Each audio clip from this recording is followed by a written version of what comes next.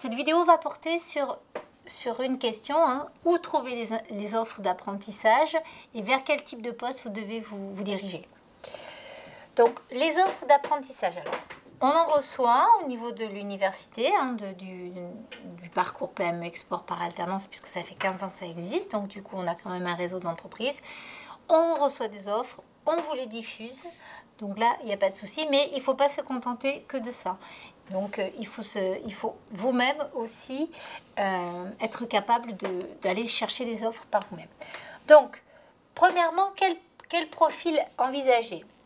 Profil assistant commercial export, assistant commerce international. Alors, le master s'intitule PME Export. Pourquoi? Parce qu'on est sur un tissu industriel et productif qui est essentiellement composé de PME. Mais vous avez aussi des grandes entreprises. Alors bien souvent, les grandes entreprises ont déjà leur réseau de filiales. Donc on ne peut pas être dans l'export à proprement parler. Par contre, on peut être dans l'import. Qui dit import dit aller taper aux portes des départements des achats, et notamment les achats internationaux. Donc, vous devez aussi prêter attention au poste d'assistant en acheteur international et également en marketing international, bien que on ne soit pas non plus des spécialistes en marketing, donc plutôt quand même export-import que marketing international. Donc ça, c'était sur le profil des postes. Sur les sources. Donc, premier élément, source numérique, bien entendu. Donc, source numérique, ça va être l'usage de plateformes numériques, hein, où sont disposées les offres d'apprentissage. Parenthèse, mais ça vous êtes en principe au courant parce que je l'ai dit à plusieurs reprises, la saison de l'alternance au sens large du terme, on trouve un contrat d'apprentissage et d'alternance les offres apparaissent à partir du mois d'avril et jusqu'à septembre-octobre.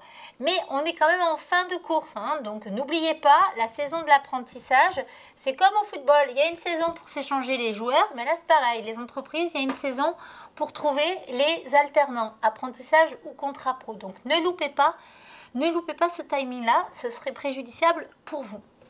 Donc, revenons aux plateformes numériques. Qu'est-ce qui existe comme plateforme? Donc, vous avez Munsters, vous avez l'étudiant.fr, vous avez Indeed, vous avez eQuesta et vous avez aussi un certain nombre de plateformes plus régionales, donc, comme Packajob, Rhône-Alpes Job, etc. Où là, en fait, on a une optique régionale. Vous avez aussi des sites.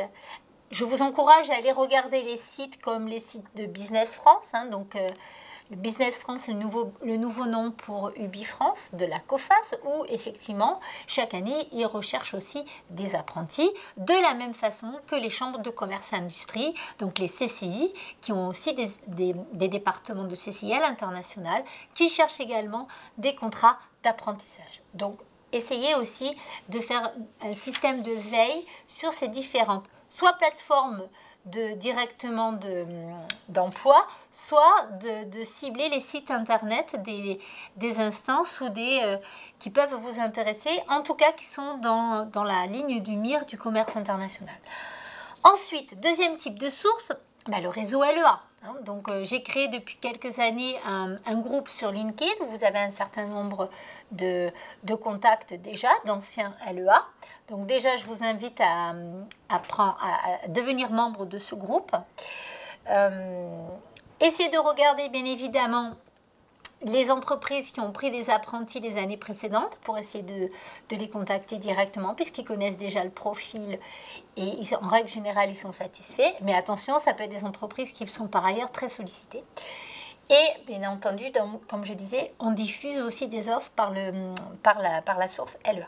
Troisième source, bien entendu, c'est la lecture de la presse spécialisée, des sites officiels, j'en ai parlé. Donc, presse spécialisée, ça vous renvoie vers le MOSI. Vous pouvez aller regarder aussi directement au Compass, où là, vous allez avoir plutôt des informations sur les entreprises, mais à vous de faire aussi de la veille, hein, d'essayer de trouver les entreprises qui vont soit être tournées, qui peuvent être orientées vers le transit, soit qui ont déjà des activités à l'international. Vous avez essayé aussi de faire de la veille à partir des documents du style classe export, hein, qui sont des salons dédiés à l'export, où là, effectivement, allez voir quel type d'entreprise se présente là-bas, quel type d'entreprise est primée, et ça peut être aussi une source de candidature spontanée. Quatrième type de source, le réseau. Hein. Donc, le réseau des anciens LEA, j'en ai parlé, mais vous pouvez aussi, bien entendu, utiliser votre réseau personnel, c'est évident, ou du moins d'essayer de rentrer dans un premier temps en contact par ce biais-là, sachant que bien entendu c'est toujours très compliqué à gérer quand on est recommandé.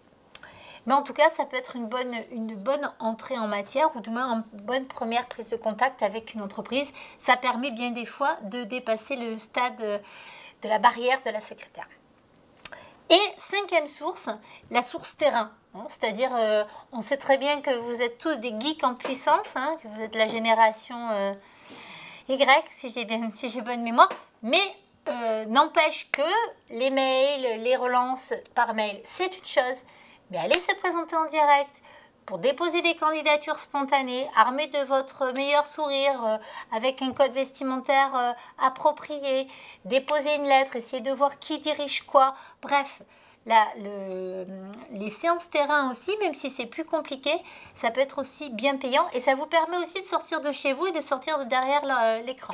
Et c'est intéressant, hein, serrer une poignée de main, essayer de rentrer directement en contact. Ça montre aussi une certaine image de l'étudiant et de ce que vous avez envie d'être. Donc n'oubliez pas cet élément-là. Donc mon conseil, vous envoyez des mails. D'accord, mais vous ne faites pas que ça. Repérez une zone géographique, une zone industrielle. Essayez de faire un peu de veille, bien sûr, en amont, hein, pour pas avoir l'air d'un touriste. Et d'essayer de bien cibler. Et là, effectivement, ça peut être très efficace. Et puis en même temps, ça vous met dans une posture active. Et ça, c'est intéressant. Ça permet aussi de faire du bien. Voilà, j'en ai fini avec mes grandes sources à mobiliser pour trouver des offres d'emploi. Merci.